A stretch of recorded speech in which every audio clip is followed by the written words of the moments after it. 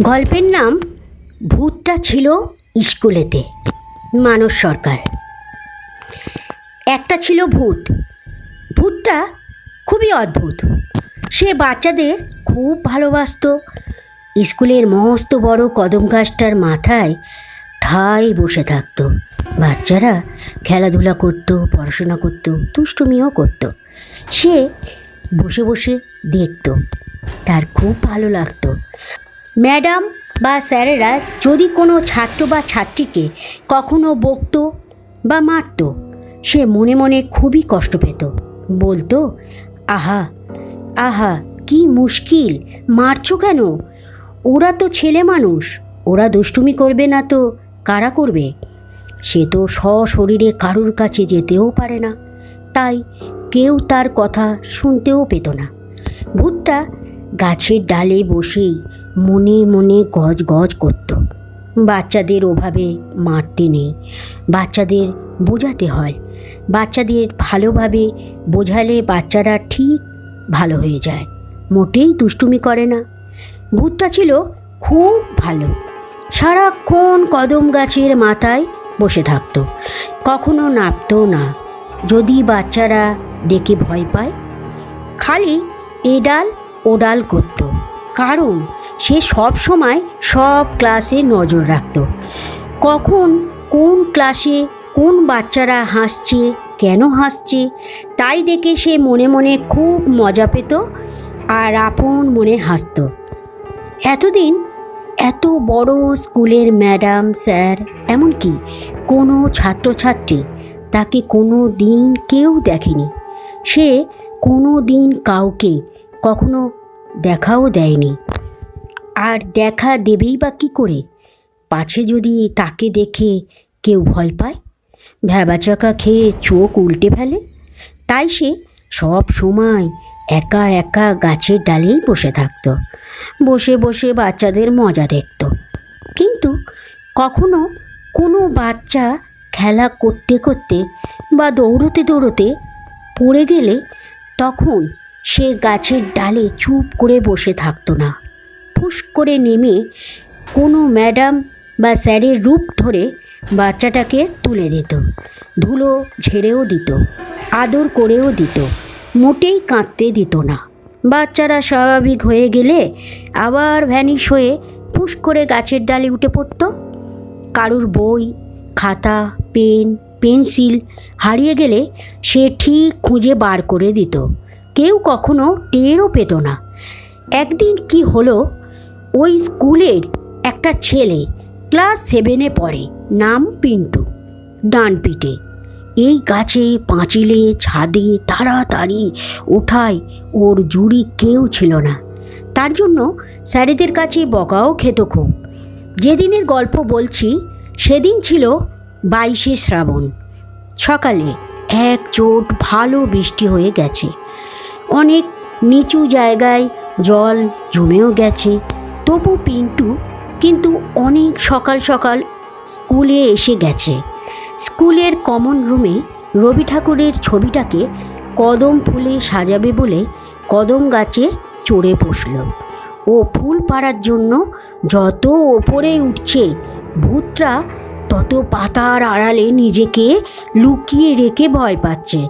বর্ষায় বৃষ্টিতে ভিজে কদম গাছ পিছল হয়ে গেছে। পিন্টু যখন তখন পা পিছলে পড়ে যেতে পারে। সেদিন পিন্টু ব্যাগ ভর্তি ফুল পারল, কিন্তু ফুল নিয়ে আর নিচে নামতে পারছে না। বড় বেকায়দায় পড়ে গেছে। এতদিন চুপটি করে বসেছিল ভূতটা, এবার সে 1 পা 2 পা করে পিন্টুর কাছাকাছি চলে এলো। পিন্টু ওকে দেখে বলল, কিরে অভি, তুই কখন? সে কোনো কথা না বলে ব্যাগটা ধরাধরি করে পিন্টুকে নামিয়ে নিয়ে এলো। পিন্টু বলল, ব্যাগটা খুব ভারী হয়ে গেছিল, তুই না এলে বিপদে পড়তাম। যাক, আমি কল থেকে হাত পা ধুয়ে আসছি, তুই ব্যাগটা কমন রুমে রেখে আয়। কিছুক্ষণ পর পিন্টু হাত পা ধুয়ে কমন রুমে যখন এলো, দেখলো অভি সাদা পাজামা পাঞ্জাবি পরে সুমন, অতনু, অঙ্কিতা, সঞ্চিতা ওদের সঙ্গে রবি ঠাকুরের ছবি মুছে চন্দনের টিপ পড়াচ্ছে। পিন্টু অভিকে দেখে বলল, তোর কি হয়েছে বলতো? অভি বলল, কেন? এই সকালবেলা ফোন করে বললি বাড়িতে জল ঢুকে গেছে, আজ স্কুলে আসতে দেরি হবে, আর আমাকে তোর কাজগুলো এগিয়ে রাখতেও বললি, অথচ দেরি না করে হাফ প্যান্ট গেঞ্জি পরে আমার সঙ্গে কদম গাছে উঠে ফুল পারলি, এর মধ্যে সেগুলো ছেড়ে আবার সাদা পাজামা পাঞ্জাবি পরে কবিগুরুকে চন্দন পরাচ্ছিস। পিন্টুর কথা শুনে অভি তো আকাশ থেকে পড়ল। বলল, আমি ফোনে তোকে ঠিক বলেছি, আমি দেরি করেই আসবো, আমি এই মাত্র স্কুলে এলাম। বিশ্বাস না হয় সুমন, অঙ্কিতাদের জিজ্ঞাসা কর। পিন্টু বলল, তুই আমার সঙ্গে গেঞ্জি আর হাফ প্যান্ট পরে ফুল পারলি আর বলছিস এইমাত্র এসেছিস। এবার অঙ্কিতা আর সুমন বলল, অভি এইমাত্র এসেছে, ও তোর সঙ্গে কি করে ফুল পারবে বল? তার মানে আমার সঙ্গে কদম গাছের ওই ওপর থেকে ফুল পারল কি ভূতে? অত ফুল ভর্তি ব্যাগ আমি একা একা নামাতে পারি? তোদের বিশ্বাস হয়? ওই তো ব্যাগটা টেবিলের তলায়, চেয়ে দেখ। সুমন, অভি, অঙ্কিতা, সঞ্চিতা সবাই ব্যাগটার দিকে চেয়ে দেখে। অঙ্কিতা বলল, অভি তো রাস্তা দিয়ে আসছিল, আমাদের সঙ্গে দেখা হলো, একসঙ্গে স্কুলে এলো এই সাদা পাজামা পাঞ্জাবি পরে। তোর কোনো ভুল হচ্ছে, ওই যে টেবিলে কামিনী ফুল, ওগুলো তো ওর হাতে ছিল। পিন্টু চোখ বড় বড় করে অবাক হওয়ার সুরে বলল, আমি নিজের চোখে কি করে অবিশ্বাস করি বল? অভি বলল, তুই এতদিন আমার সঙ্গে মিশছিস, তুই তো ভালোই জানিস গাছ তো দূরের কথা, পাঁচিলেই আমি ভালো করে চড়তেও পারি না। অঙ্কিতা বলল, দেখ কোথাও কোনো ভুল নিশ্চয়ই হচ্ছে। পিন্টু বোঝে নিখাত কোনো ভুল হয়ে যাচ্ছে। সত্যি অভি তো গাছে চড়তে পারে না, ও তো ঠিক কথাই বলছে। পিন্টুর মাথা গুলিয়ে যায়, সে কিছুতেই কিছু বুঝতে পারছে না। কমন রুম থেকে বেরিয়ে এসে কদম গাছটার দিকে তাকায়, অবাক হয়ে ভাবতে থাকে, এটা কি করে সম্ভব হলো?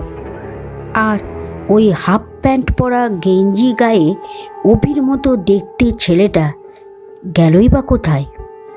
এত বড় স্কুল থেকে গেল কোথায়? ভূতটা মগ ডালে বসে বসে খুব মজা পাচ্ছে, মনে মনে হাসতে থাকে। এমন ভাবখানা যেন, কি পিন্টু আজ তোমায় কেমন দিলাম? ভূতের কথা পিন্টু তো আর শুনতে পায় না, সে হাঁ করে তাকিয়ে থাকে কদম গাছের মগডালের দিকে। তাহলে এখানেই গল্পটি শেষ করলাম। ভালো লাগলে নিশ্চয়ই এই চ্যানেলটিকে সাবস্ক্রাইব করে দেবেন।